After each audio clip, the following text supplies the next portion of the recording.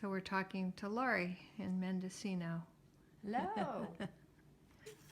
I've been working with Lynda Moseley's faux tutorial for about the past 4 months, and it's one of those addictive tutorials, but it's a good basis for letting your imagination take wings, and combining that with working alongside Emily Squires-Levine, who at the end of the day uses all of her scrap to make something else. So as I was making bangle bracelets, I had all of these little bits and pieces that I thought, well, I'll just start putting them together in a collage. And the first collage didn't have much of the metallic, but I noticed whenever I put a bit of metallic in it, it began to take on a bit of a more energy, etc. Now I spend some time after I'm finished for the day just putting some of these pieces together, and then if I get tired of that monotonous, I'll just keep them, and if I need a break where I don't have to think about what I want to do, I just start collaging.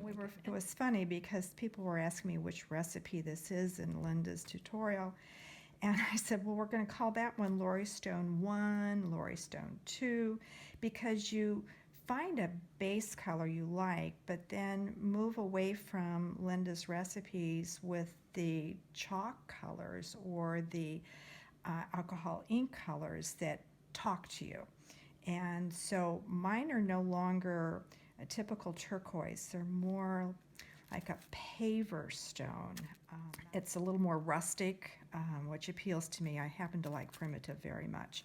There are some areas in here that is the ivory recipe that I use for the ivory bangle bracelets.